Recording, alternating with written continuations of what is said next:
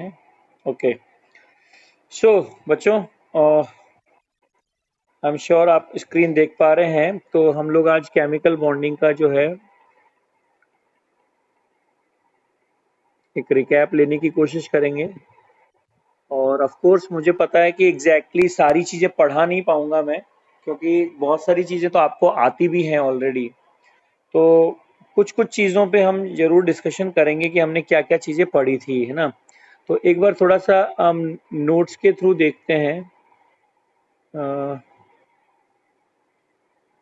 ये देखिए कि केमिकल बॉन्डिंग के नोट्स हैं और मैं इसको स्टार्टिंग से स्क्रॉल करता हूँ, ठीक है।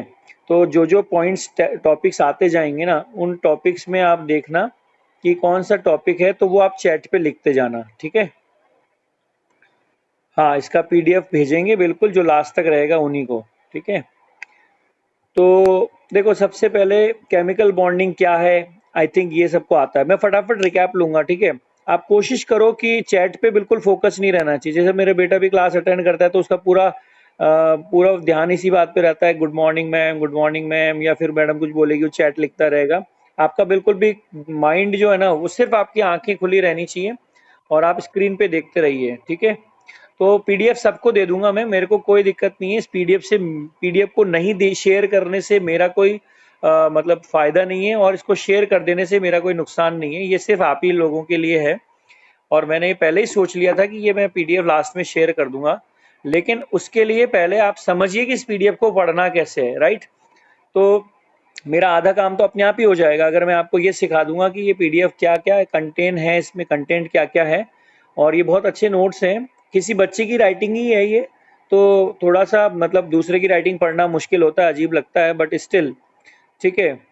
तो देखो, अब ये मैं अगेन आपको बोल रहा हूँ, ये मैं एड ऑन दे रहा हूँ आपको। इसका मतलब ये नहीं है कि मैं ये बोल रहा हूँ कि जो आपने नोट्स बनाए हैं उसको नहीं पढ़ने हैं। ये मैं एड ऑन दे रहा हूँ इसलिए कि रेफरेंस के लिए, अगर कहीं कुछ नहीं समझ में आ रहा है या कहीं आपने नोट्स ठीक नहीं बनाए, तो आप अपने नोट्स को रेफर कर सकते हो। ये क्लास नोट्स हैं जो टीचर के मतलब टीचर पढ़ाते हैं हम लोग क्लास में, ये क्लास नोट्स हैं उसका। अब प्लीज़ मेरे से चैट पे कोई चैटिंग मत करिए, ठीक है। अभी मेरा पूरा फोकस इस बात पे है कि ये नोट्स जो हैं वो हमको कैसे रीड करना है। तो देखिए, सबसे पहले मैं इसमें नंबरिंग करता जाता हूँ। पेज नंबर 1, पेज नंबर 1 पे इसके है केमिकल बॉन्डिंग क्या होती है। केमिकल बॉन्डिंग की डेफिनेशन है, देन बॉन्ड है, एक परमानेंट बॉन्ड होता है, एक टेम्परेरी बॉन्ड होता है। आप ध्यान देखो, टेम्परेरी बॉन्ड में क्या क्या आया। हाइड्रोजन बॉन्ड आप पढ़ चुके, वीक बॉन्ड होता है। Dipole dipole interaction, ion dipole interaction, induce dipole induce interaction, जिसको लंदन फोर्सेस बोलते हैं, ये सब वीक होते हैं। और जो बॉन्डिंग में आपने पढ़ा है वो क्या पढ़ा है, आयोनिक बॉन्ड पढ़ा है, यानी कि electrovalent bond, covalent bond and coordinate bond and metallic bonding. Then reason for the bonding, bond formation का रीजन, उसमें सबसे पहले आपने थ्योरी पढ़ी होगी, Lewis Kossel theory, Lewis structure के बारे में पढ़ा होगा। देन लोन पेयर क्या होता है वो बताया गया है आपको। मैं आपको ये इसलिए बता रहा हूँ कि like what I am giving you today, what I am going to give you this content, and this will definitely help you, right. तो लोन पेयर क्या होता है, फिर एक्सेप्शन ऑफ ऑक्टेट थ्योरी, जिसमें आपने पढ़ा होगा ड्यूप्लेट कंप्लीट होता है हाइड्रोजन का, लिथियम फ्लोराइड में लिथियम का ड्यूप्लेट कंप्लीट होता है। फिर आप पढ़ोगे एग्जिस्टेंस ऑफ हाइपोवैलेंट हाइपरवैलेंट। अच्छा बच्चों, मैं जैसे जो जो टॉपिक्स बोल रहा हूँ ना, तो आपको अपने आप ही रिकॉल होता जाएगा, अरे हाँ ये भी पढ़ा था, अरे हाँ ये भी हमने पढ़ा था। कहीं आपको कुछ लगे ना कि यहाँ पे हमें दिक्कत है, तो वो आप ईमानदारी से, कि जहाँ दिक्कत हो उसमें नोट्स पढ़ के तो आपका हो ही जाएगा, लेकिन फिर भी आपको लगे कि नहीं यहाँ पे थोड़ा समझा देंगे तो ठीक रहेगा, तो वो आप चीज नोट कर लेना। और मेरे को चैट पे जब मैं बोलूंगा, अभी नोट करके रख लेना, चैट पे जब मैं बोलूंगा, अभी नहीं, अभी मेरा ध्यान डाइवर्ट हो जाएगा। आप जब मैं बोलूंगा ना, हाँ बच्चों आपने क्या क्या नोट किया, तो वो एक साथ आप फिर चैट पे डाल देना। तो चलिए, तो एग्जिस्टेंस ऑफ हाइपोवैलेंट, जिसमें हमने देखा था बहुत सारे कंपाउंड ऐसे हैं जिनका ऑक्टेट कंप्लीट नहीं होता फिर भी बन रहे हैं। फिर हमने एग्जिस्टेंस ऑफ हाइपरवैलेंट मॉलिक्यूल पढ़ा था बच्चों, PCl5 SF6 और ये सब, आई थिंक आपको अच्छे से रिकॉल हो रहा होगा। देन स्यूडो इनर्ट कॉन्फ़िगरेशन भी एक चीज होती है जो हमने कहीं ना कहीं पढ़ी होगी। अगर नहीं भी पढ़ी होगी तो जो नहीं पढ़ा है तो समझ लेना वो ज्यादा इंपॉर्टेंट नहीं था, इसलिए सर ने नहीं पढ़ाया। देन आपने existence of odd electron molecule पढ़ा होगा, जिसमें आपने देखा होगा कि एक सिंगल इलेक्ट्रॉन रह जाता है, NO का मॉलिक्यूल, उसमें पढ़ा होगा आपने। Then to gain the stability atoms combined with each other. Second reason क्या है, एक तो ऑक्टेट रीजन हो गया, एक थ्योरी हो गई ऑक्टेट रीजन की। देन सेकंड रीजन था कि टू गेन द स्टेबिलिटी, जिसमें कूलम्ब्स लॉ और पोटेंशियल वेल डायग्राम जिसमें आएगा, फॉर्मेशन ऑफ हाइड्रोजन, ये पोटेंशियल वेल डायग्राम आ गया आपका बच्चों। याद आ रहा है कुछ कुछ? बहुत कुछ याद आ रहा होगा। तो ये पोटेंशियल एनर्जी डायग्राम था जो हमने पढ़ा था केमिकल बॉन्डिंग में। उसके बाद में आयोनिक बॉन्ड क्या होते हैं उसके बारे में हमने पढ़ा। आयोनिक बॉन्ड कैसे बनते हैं, मेटल और नॉन मेटल के बीच में बनते हैं, है ना। उसमें क्या क्या चीजें इंपॉर्टेंट होती है, इलेक्ट्रोवैलेंसी किसको बोलते हैं, जैसे मैग्नीशियम क्लोराइड है तो Mgcl2 है तो Mg+2 में है तो उसकी इलेक्ट्रोवैलेंसी 2 हो गई। क्लोरीन है तो उसकी उसने एक ही इलेक्ट्रॉन लिया तो उसकी इलेक्ट्रोवैलेंसी -1 मतलब 1 हो गई, लाइक दैट, ये हमने पढ़ा होगा। Then properties of ionic compound की, वो ब्रिटल होते हैं, उनमें चार्जेस होते हैं, सॉलिड फॉर्म में होते हैं, रूम टेम्परेचर पे, प्रेशर पे, हाँ, काफ़ी अच्छी उनकी डेंसिटी होती है। ये सब बातें आपने आयनिक यानी कि प्रॉपर्टीज ऑफ आयनिक कंपाउंड आपने पढ़ा होगा। आई थिंक आपको अच्छा लग रहा होगा, पुरानी सारी चीजें रिकैप हो रही है इस तरह से। Then concept of covalency, covalency का मतलब क्या होता है, एक एटम अपने साथ में कितने शेयरिंग करता है इलेक्ट्रॉन को, उसको हम कोवेलेंसी बोलते हैं। Covalency is the only defined as the atom which is going to form covalent bond. तो सेकंड पीरियड वालों के लिए ऑलवेज फॉर्म कोवेलेंट बॉन्ड और always form covalent bond in ground state. Nitrogen, oxygen, fluorine हमेशा ground state में बनाते हैं और बेरिलियम, बोरोन, कार्बन हमेशा एक्साइटेड स्टेट में बनाते हैं। देन इसके बाद में बच्चों थर्ड पीरियड के कॉन्फ़िगरेशन के बारे में बात किया गया है यहाँ पे कोवेलेंसी से रिलेटेड। देन रेगुलर कोवेलेंसीज और वेरिएबल कोवेलेंसीज के बारे में बात की गई है। जैसे आप देख सकते हैं यहाँ पर इस वाले चार्ट को कि बेरिलियम का जैसे 2 होता है तो हमेशा 2 ही होता है, बोरोन एल्यूमिनियम का 3 होता है तो 3 ही होता है। उसके बाद में जैसे नाइट्रोजन, ऑक्सीजन, फ्लोरीन के अंदर वेरिएबिलिटी आप देख रहे हैं कि जैसे फॉस्फोरस का 3 भी होता है कोवेलेंसी और 5 भी होता है, डिपेंडिंग करता है। जैसे PCl3 में 3 कोवेलेंसी है और PCl5 में 5 है। ऑक्सीजन का 2 होता है, सल्फर का 2 भी हो सकता है, 4 भी हो सकता है, 6 भी हो सकता है। तो ये सब वेरिएबिलिटी है। देन कुछ बीच बीच में क्वेश्चंस भी हैं। ओके, देन ऑक्सीडेशन नंबर, कुछ लोगों को बड़ा प्रॉब्लम आता था ऑक्सीडेशन स्टेट कैसे निकालते हैं, क्या करते हैं, तो उसके ऑक्सीडेशन स्टेट के भी कुछ कुछ चीजें एग्जांपल्स यहाँ पे दिए हुए हैं कि oxidation number is a real और hypothetical charge that exist on different atoms in a molecule, और वो कैसे निकालते हैं उसका तरीका बताया हुआ है। Then rule for calculating oxidation numbers यहाँ पे आपको मिल जाएंगे, किस तरह से बेसिक रूल्स जो हैं वो कैसे करते हैं, ये सब चीजें आपने पढ़ी होंगी। देन ट्रस्ट टेबल, मतलब एटम्स, ये जैसे अल्कैली मेटल है तो सब +1 देंगे, एल्कलाइन है तो +2 देंगे, एल्यूमिनियम तो +3 देगा, ठीक है ना। Sir good evening. नहीं नहीं सर, मैं एक जूम क्लास ले रहा था सर। मैं करूं सर, फ्री होके करता हूं आपको, है ना। ठीक ठीक सर। बच्चों आवाज, बीच में एक फोन आ गया था, आ रही है आवाज, आ रही है? Okay okay okay okay okay okay okay, done done done done, चलिए।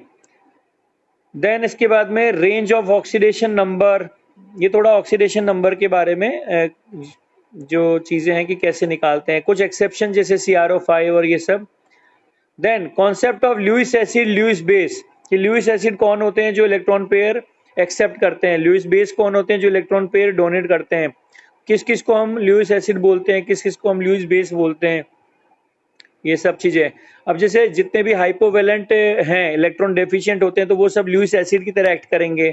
जितने भी हाइपरवेलेंट हैं तो वो यूजुअली जो है due to the presence of vacant d orbital in their valence shell they can also act as a Lewis acid. फिर Lewis base के बारे में बताया गया कि जितने भी एलिमेंटल एनायंस हैं, उन एनायंस में सब में नेगेटिव चार्ज होता है तो वो सब लुईस बेस की तरह एक्ट कर सकते हैं।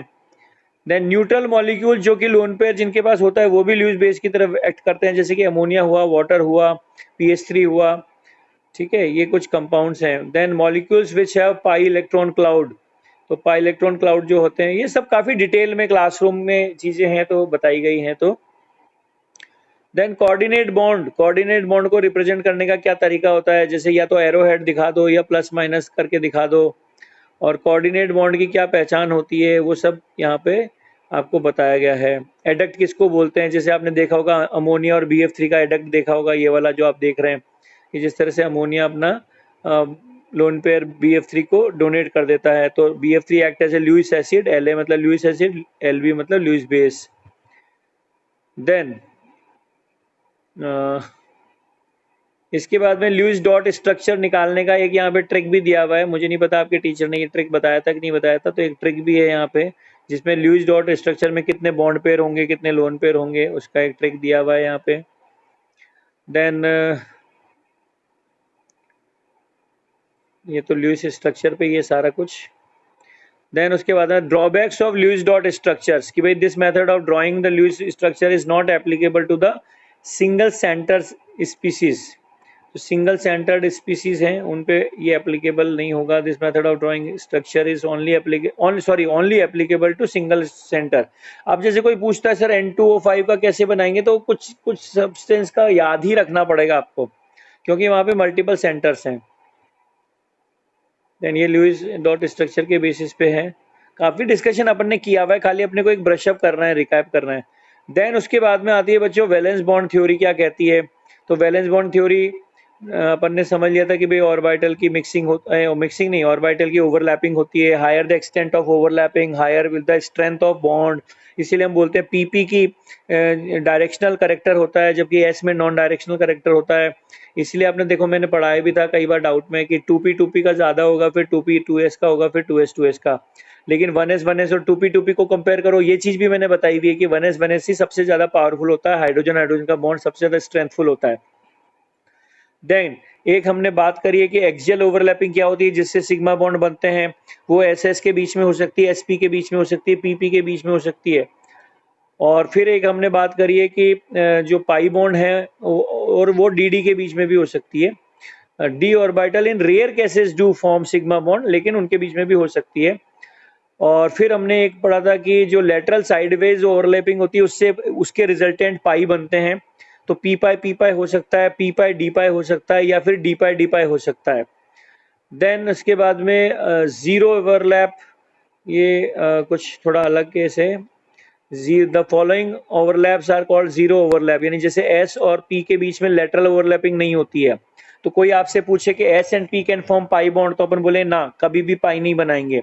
इसी तरह से S और D के बीच में भी जीरो ओवरलैपिंग हम बोलते हैं, राइट। देन इसी तरह से PX PY के बीच में कभी भी लेटरल ओवरलैपिंग नहीं हो सकती है, या फिर जैसे जो PX है उसके साथ में इस तरह से कभी, ये वाला जो देख रहे हो ना आप, तो ये this is like called zero overlapping, मतलब ये पॉसिबल नहीं है। देन कम्स डेल्टा बॉन्ड, कई लोग बोलते हैं डेल्टा बॉन्ड क्या, डेल्टा बॉन्ड क्या, तो special type of delta bond है, जो special type of pi bond है जहाँ DD का हो रहा है, और DD में भी कैसे हो रहा है, साइडवेज ओवरलैपिंग ना होके, लाइक जैसे कैसे समझाऊं मैं आपको, एक तो ये तरीका हो गया ओवरलैपिंग का, समझना जरा बात को, ये वाला तरीका, तो ये तो कहलाएगा नॉर्मल पाई बॉन्ड, डी पाई, ठीक है बच्चों। और एक क्या हो रहा है, आमने सामने एक दूसरे के सामने रख दिया, जैसे ये है ये है ये है, और इसके ऊपर ये वाला रख दिया, this is called delta bond, ठीक है। डिफरेंस समझ में आया आपको, आमने सामने रख दिया, एक तो है कि साइड वाइज हो गया तो हो गया पाई, और एक हो गया कि चार पत्ती वाला फूल, चार पत्ती वाला फूल आमने सामने रख दिया, तो that is called delta bond. Rarely complexes वगैरह में बनता है। देन कुछ डिफरेंसेस हैं सिग्मा और पाई के बीच में, देखो ये डेल्टा बॉन्ड कब बनता है, जैसे आपके पास में लाइक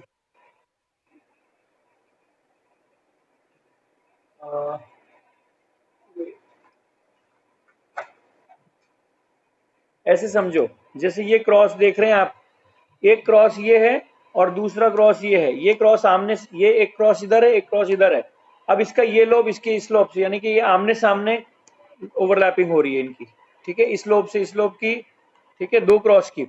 और एक हो रहा है क्या कि जैसे एक क्रॉस ये रखा हुआ है एक क्रॉस ये रखा हुआ है और ये दोनों ओवरलैप कर रहे हैं, दिस इज कॉल्ड नॉर्मल पाई। और अगर ऐसे हो रहा है तो दिस इज कॉल्ड डेल्टा। हाँ, बुक के ऊपर बुक बोल दो तो डेल्टा हो गया, और अगर साइड वाइज ऐसे हो रहा है तो दैट इज कॉल्ड पाई। इसके बाद सिग्मा और पाई के बीच में डिफरेंसेस आपको पता है कि सिग्मा क्या होता है, एक्सियल ओवरलैपिंग से बनता है, पाई साइड वाइज से बनता है ना। ये सारे सिग्मा पाई के डिफरेंसेस हैं कुछ। Then application of valence bond theory में predicting bonding in the diatomic molecule, जैसे F2 में कैसे बॉन्ड बना, O2 में कैसे बॉन्ड बना। देन बॉन्ड स्ट्रेंथ किसकी किससे ज्यादा होगी, तो जैसे अब HF, HCl, HBr और HI को कंपेयर करना बहुत आसान है। साइज बढ़ता जाएगा, बॉन्ड लेंथ कम होती जाएगी, तो सॉरी बॉन्ड स्ट्रेंथ कम होती जाएगी और बॉन्ड लेंथ बढ़ती जाएगी।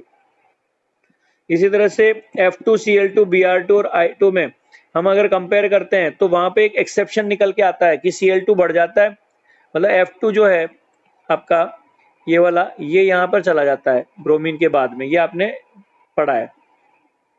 देन एक आपने एक्सेप्शन पढ़ा होगा ये वाला कि ओ के मुकाबले एस की एनर्जी ज्यादा होती है, एन के मुकाबले पीपी की एनर्जी ज्यादा होती है, सीसी के मुकाबले SIS है। देखो ये सब मैं इसलिए बता रहा हूं आपको कि जब ये पीडीएफ में आपको शेयर करूंगा ना, तो आप बेसिकली उसको अच्छे से पढ़ पाओगे, समझ पाओगे, क्योंकि कि बोले सर ने हमको बताया था।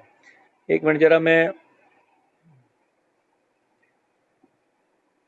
वापिस पीछे चलता हूँ थोड़ा सा, इतना हमने रिकैप कर लिया था, मैं नंबरिंग डालना भूल गया था। ठीक है,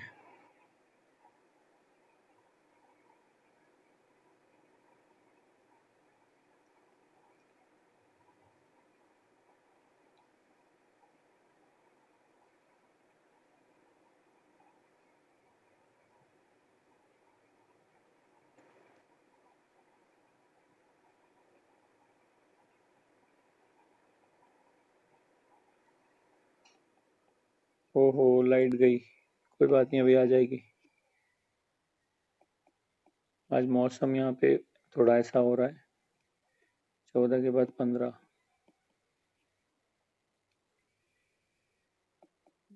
16, 17, 19, 20,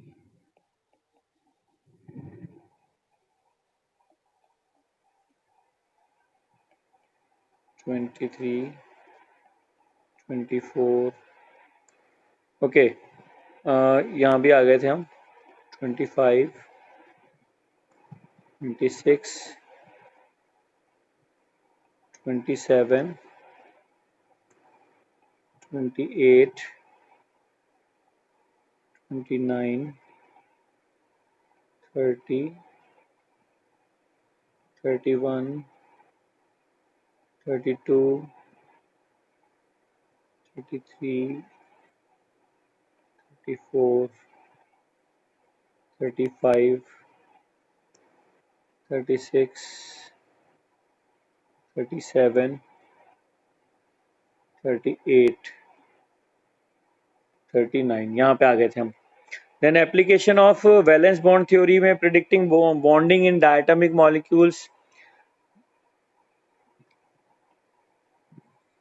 प्रिडिक्टिंग बॉन्ड स्ट्रेंथ भी हमने कर लिया। देन 41, हाँ यहाँ पे हम चल रहे थे। तो आपको पता है कि सेकेंड पीरियड के जो हैं उसमें कार्बन कार्बन जो है उसकी तो स्ट्रेंथ ज्यादा है, लेकिन उससे पहले की जो नाइट्रोजन है, नाइट्रोजन ऑक्सीजन और इवन फ्लोरीन, फ्लोरीन में भी हम कह सकते हैं कि फ्लोरीन फ्लोरीन की ज्यादा है, किससे, क्लोरीन, मतलब कम है क्लोरीन क्लोरीन से।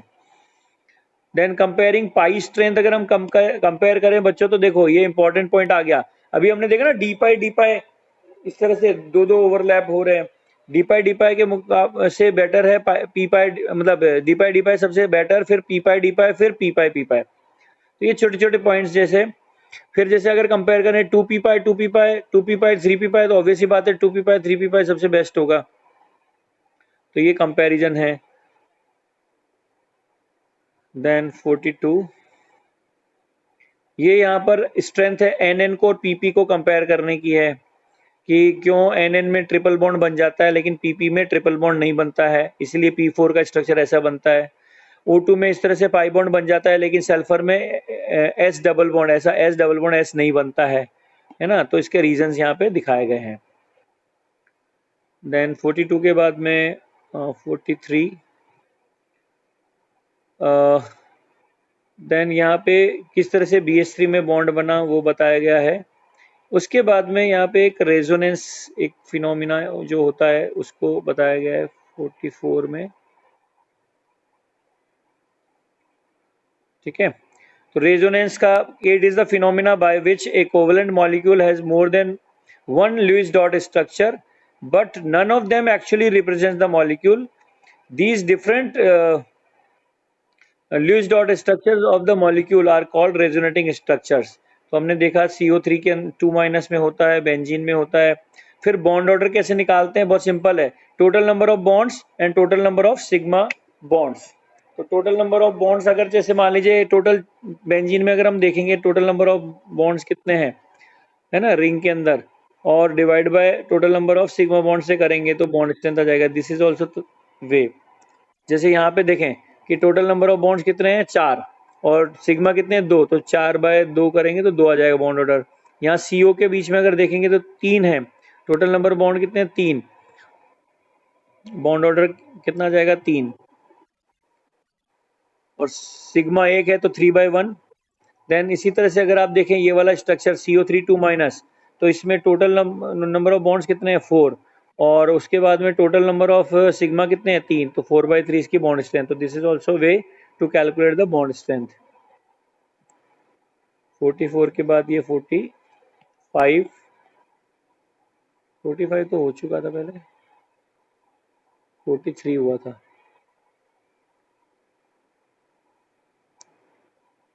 46। देन ये सब में बॉन्ड ऑर्डर कैलकुलेट किया हुआ है। देन वेरी इंपॉर्टेंट पॉइंट आता है theory of hybridization. Theory of hybridization equivalent में क्यों हाइब्रिडाइजेशन की जरूरत पड़ी, हाइब्रिड का मतलब क्या होता है, एस कैरेक्टर का क्या मतलब है। S character is inversely proportional to number of hybrid orbital formed. जितने ज्यादा, क्योंकि हमने देखा था कि 2 ही हाइब्रिड ऑर्बिटल बनते हैं तो एस कैरेक्टर 50% होता है। हाइब्रिड ऑर्बिटल का नंबर ऑफ मतलब बदल गया, बढ़ गया, sp2 हो गया तो एस कैरेक्टर कम हो गया, sp3 हो गया तो एस कैरेक्टर और कम हो गया, sp3d हो गया तो एस कैरेक्टर और कम हो गया। इसीलिए बोला s character is inversely proportional to number of hybrid orbital formed. ठीक है, तो ये कुछ हाइब्रिडाइजेशन की कंडीशंस लिखी हुई हैं, काफी अच्छे से आपने हाइब्रिडाइजेशन किया हुआ होगा। Then 49 sp hybridization, sp2 hybridization, geometry, shape, ये तो बहुत अच्छे से अपन ने डिस्कस पहले भी किया हुआ है।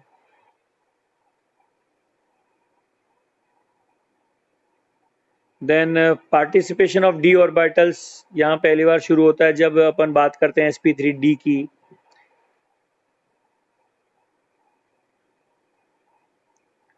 sp3d हाइब्रिडाइजेशन की हमने बात करी।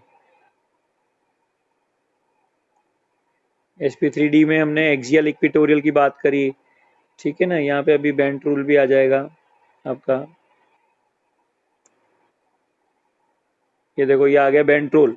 ठीक है, ये बेंट रूल हो गया आपका। More electronegative atom tend to move occupy that hybridal which has lesser s character। इसीलिए एक्सियल में चूंकि p करेक्टर ज्यादा होता है इसलिए वो वहां पे जाना पसंद करता है। The lone pair of the central atom tend to occupy those hybrid orbital where s character is more। ये मैंने आपको पढ़ा चुका हूँ बेंट रूल में कई बार में, है ना, बेंट रूल में मैंने कई बार आपको पढ़ाया है। 57 मैंने हर बैच की, आप 3 बैच के बच्चे हो यहाँ पे, मैंने तीनों बैच के बच्चों की क्लासेस ली हैं जूम पे अलग अलग, जिसमें मैंने बेंट रूल पढ़ाया है। अब आप आओ नहीं तो बात अलग है। देन sp3d2 में आपको पता है कि सारी जो बॉन्ड्स होती हैं वो बॉन्ड लेंथ वो एक जैसी होती हैं। देन आता है sp3d3 हाइब्रिडाइजेशन। तो sp3d3 में अगेन हमको पता है कि यहाँ उल्टा हो जाता है, एस कैरेक्टर जो है पेंटागोनल बाइपिरामिडल होता है, और अगर अपन यहाँ पे ये स्ट्रक्चर देखें तो एक्सियल छोटा है और इक्वेटोरियल बड़ा है। ठीक है, तो उल्टा हो जाता है यहाँ पे, क्योंकि एच कैरेक्टर ज्यादा किस में होता है, इसमें एक्सियल में होता है। sp बनाता है ना sp, ये कौन सा पेज हो गया? 58 के बाद 59, देन 60। बॉन्ड पेयर किसको कहते हैं, लोन पेयर किसको कहते हैं, फिर लोन पेयर वेस्पर थ्योरी पढ़ रहे हैं अब हम, ये ना वेस्पर थ्योरी आ गई, valence shell electron pair repulsion theory, VSEPR theory.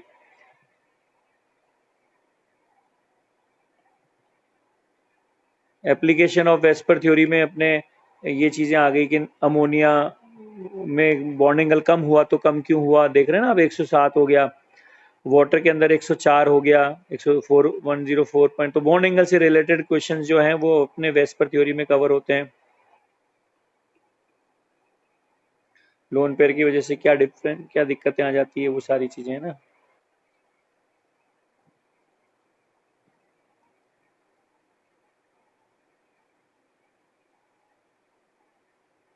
ये हाइब्रिडाइजेशन की पूरी टेबल आ गई आपकी।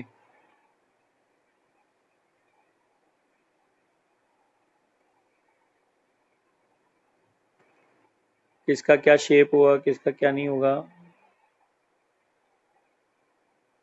आई एम श्योर आपका रिकैप अच्छे से हो रहा होगा, मतलब आपको याद आ रही होंगी चीजें, अरे हाँ ये सब तो पढ़ा हुआ है। ब्रशअप करने से हमें यही फायदा होता है, जैसे सुबह उठते हैं दांत तो हमारे वही होते हैं, लेकिन थोड़ा सा ब्रश कर लेते हैं तो कितना फीलिंग अच्छी आती है ना। तो बिल्कुल वही चीज हम कर रहे हैं, पर ये अच्छी फीलिंग उसी को आएगी जिसके दांत होंगे। कहने का मतलब जिसने पहले पढ़ा हुआ होगा, जिसने पहले मेहनत करी है, उसी को मजा आएगा रिकैप में। कोई ये सोच के आया हो कि रिकैप में सर जाके वहां पे हमको पूरा केमिकल बॉन्डिंग पढ़ाएंगे, तो बहुत गलतफहमी, बड़ी गलतफहमी पाल के आए हो। रिकैप मतलब रिकैप होता है, जैसे सास बहू का रिकैप होता है ना, तो पिछले एक घंटे के सीरियल का 5 मिनट में रिकैप दे देते हैं, तो like that. Then 69, solid state, ये वाली भी चीज आपने पढ़ी होगी कि कुछ कंपाउंड्स जो हैं वो गैसियस स्टेट में तो ऐसे होते हैं वेपर, जैसे एक सवाल आपके ओवन में भी था कि XCF6 का वेपर फेज में क्या ऑक्टाहेड्रन होता है। तो मेरे से किसी एक बच्चे ने पूछा भी कि वेपर फेज में क्यों सर, सॉलिड में लिक्विड में क्यों, क्योंकि सॉलिड में वो XCF6 जो है वो बेसिकली XCF5 प्लस और F माइनस में टूटा हुआ होता है। तो वही चीजें यहाँ पे दिखा रखी है आपको, कई सारे कंपाउंड्स को, जैसे PCl5 is dissociating into PCl4 plus and PCl6 minus, PBr5 is dissociating into PBr4 plus and PB। अब यहाँ पे एक सवाल आ जाता है कई बार कि साहब इसने PBr6 माइनस क्यों नहीं बनाया, तो हम समझ सकते हैं कि Br का साइज बहुत बड़ा है तो स्टेरिक क्राउडिंग होती है। तो ये छोटी छोटी चीजें जो है ना अपने आप आपको समझ में आने लगती है। तो ये कुछ कंपाउंड्स के वो सॉलिडिफिकेशन में हाइब्रिडाइजेशन थे। Then change in hybridization upon coordination bond formation, तो जैसे ये चीजें भी अपन ने पढ़ी है कि जैसे अमोनिया है, अमोनिया ने एक H प्लस को अपना लोन पे डोनेट कर दिया, तो हाइब्रिडाइजेशन तो सेम रहा, लेकिन ज्योमेट्री उसकी जो शेप चेंज हो गई, पहले ट्राइगोनल प्लेनर पिरामिडल था तो बाद में टेट्राहेड्रल हो गया। या जैसे अमोनिया ने BF3 के साथ में बॉन्ड बनाया तो BF3 पहले sp2 था, बाद में sp3 हो गया। तो ये सब चीजें पढ़ी हैं आपने, मैं बता रहा हूँ सबने आपको सब पढ़ा है। Then predicting the type of pi bond, p pi है कि डी पाई, ये मैं इस पे कई बार डाउट में बता चुका हूँ कि पहले आप उसका हाइब्रिडेशन निकाल लो, और हाइब्रिडेशन निकालने के बाद में आप देखो कि कितने पाई यहाँ पे बन रहे हैं, तो वो पाई कौन बनाएगा, प्योर ऑर्बिटल ही बनाएगा। तो that's how we can count. तो ये हो गया 16 के बाद में 70, 70 के बाद में ये 71, 72। कंपेयरिंग बॉन्ड एंगल्स, अब ये यहाँ पे एक इंपॉर्टेंट जिसमें आप बहुत ज्यादा फंसते हो, तो ये बॉन्ड एंगल वाली थ्योरी आ गई पूरी कि बॉन्ड एंगल सेंट्रल एटम जब ऐसा हो तो क्या हो, बॉन्ड एंगल मतलब हाइब्रिडाइजेशन पे भी डिपेंड करता है, किस किस बातों पे डिपेंड करता है, हाइब्रिडाइजेशन पे डिपेंड करता है, लोन पेयर पे डिपेंड करता है। तो ये सारी चीजें आप जो जो टॉपिक आपका वीक लगता है आपको, उसको आप इस तरह से नोट्स के थ्रू रिवाइज कर सकते हो। देन 73, 74, ये कई सारे एग्जांपल्स लिए हुए हैं। अब यहाँ पे ड्रैगो रूल आ जाएगा आपका, ये देखो 74 पे, 44 पे बेंट रूल आया था, 45 या 44 पे, और ड्रैगो रूल आ गया आपका 75 पे, 74 पे। तो ड्रैगो रूल की कंडीशंस आ गई यहाँ पे, ये वही कंडीशन कल जो मैंने आपको बता रहा था टीकेपी में, देखो किसमें बताया था टीकेपी में, कि देखो 104 से सीधा 92, तो ये सब में ड्रैगो रूल लग रहा है, इन सब में, तो इन सब में ड्रैगो रूल लग रहा है, इन सब में ड्रैगो रूल लग रहा है, इसीलिए इतना लो इनका बॉन्ड एंगल है। देन 75 पेज, कुछ क्वेश्चंस हैं। 76 अगेन कुछ क्वेश्चंस हैं। 77। फिर आता है आपका बच्चों डाइपोल मूवमेंट। डाइपोल मूवमेंट क्या होता है? Q into d. It is the system of two equal and opposite charges separated by a distance. तो Q प्लस और Q माइनस, तो उनके बीच का डाइपोल मूवमेंट क्या हो जाएगा? Q into D. और यहां से हम परसेंटेज आयनिक करेक्टर भी निकाल सकते हैं। तो ड्रॉ द डाइपोल वेक्टर। ये डाइपोल वेक्टर बनाने का तरीका है कि हमेशा डाइपोल वेक्टर का जो डायरेक्शन है वो किधर होगा? हाईली इलेक्ट्रोनेगेटिव एटम की तरफ। 79। देन एक्सेप्शन क्या था कि देखो कार्बन की 2.5 है, फ्लोरीन की 5 है, तो इलेक्ट्रोनेगेटिविटी का डिफरेंस 1.5 है, और कार्बन क्लोरीन में 0.5 का डिफरेंस है। तो डिस्टेंस किसका ज़्यादा होगा? Dipole distance. ये तो ये बताएगा कि यहाँ पे डिस्टेंस डोमिनेटिंग है। चलिए फिर कि रिजल्टेंट डाइपोल मोमेंट का रिजल्टेंट कैसे निकालते हैं? तो ये आपने फॉर्मूला आपने पढ़ा होगा नेट रिजल्टेंट का, कॉस थीटा। वैसे जैसे जैसे थीटा बढ़ेगा वैसे वैसे डाइपोल नेट डाइपोल है वो कम हो जाएगा। तो इसलिए आज एक बच्चे ने एक सवाल पूछा था मेरे से कि सर बी और एफ का जो बॉन्ड है वो तो पोलर होगा ना? बिल्कुल पोलर होगा। तो सर फिर BF3 नॉन पोलर क्यों है? क्योंकि वहां पे नेट रिजल्टेंट डाइपोल जो है वो कैंसिल आउट हो जाता है। हमेशा याद रखिए, दो एटम सिमिलर एटम्स के बीच में बॉन्ड है ना, तो वो नॉन पोलर होगा। सिमिलर एटम्स के बीच में बॉन्ड है तो वो नॉन पोलर होगा। लेकिन अगर डिफरेंट एटम्स के बीच में बॉन्ड है तो इलेक्ट्रोनेगेटिविटी डिफरेंस की वजह से डेफिनेटली चार्ज सेपरेशन होगा, पॉजिटिव नेगेटिव वहां पे डेवलपमेंट होगा और डाइपोल बनेगा। लेकिन यदि ओवरऑल वो मॉलिक्यूल सिमेट्रिकल है और आपस में डाइपोल्स का रिजल्टेंट नेट रिजल्टेंट जो है वो अगर 0 हो गया तो फिर वो मॉलिक्यूल ओवरऑल नॉन पोलर कहलाएगा। मेरी आवाज आ रही है बच्चों?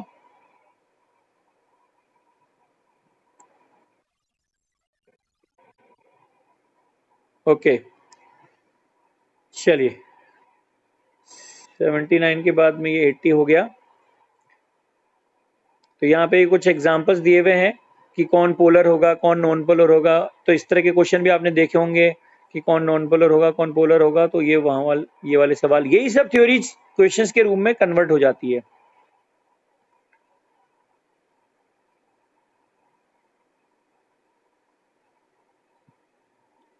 जैसे आप देख सकते हैं कि SO3 जो है वो SO3 जो है वो नॉन पोलर है, क्योंकि नेट डाइपोल यहाँ पे आप देख सकते हैं SO2 और SO3 में यहाँ पे नेट कैंसिल आउट हो गया।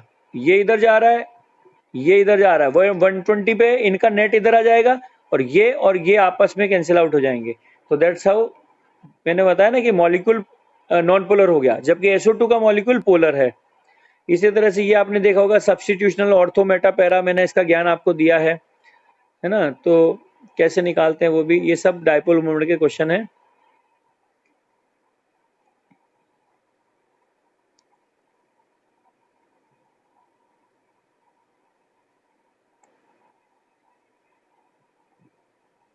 अभी ये 40 मिनट की क्लास कभी भी खत्म हो सकती है, तो आप लोग वापस सब ज्वाइन कर लेना। ये सब डाइपोल मोमेंट का चल रहा है। Then comes hydrogen bonding. Hydrogen bonding क्या होती है आपको पता है? जब हाईली इलेक्ट्रोनेगेटिव एटम्स के बीच में हाइड्रोजन का सैंडविच बनता है तो उसको हम हाइड्रोजन बॉन्डिंग बोलते हैं। एक्चुअली हाइड्रोजन बॉन्डिंग कुछ भी नहीं है, मैं बताऊं आपको, डाइपोल मूवमेंट का ही एक्सटेंशन है, फर्दर एक्सटेंशन। कैसे? कि जब बहुत हाईली इलेक्ट्रोनेगेटिव एटम के साथ ऑक्सीजन फ्लोरीन नाइट्रोजन के साथ में जब हाइड्रोजन लगा होता है तो हाइड्रोजन पे जो चार्ज डेवलप होता है वो इतना ज्यादा पॉजिटिव होता है, और नाइट्रोजन इलेक्ट्रोनेगेटिव एटम पे जो डेवलप होता है इतना नेगेटिव होता है कि ये किसी और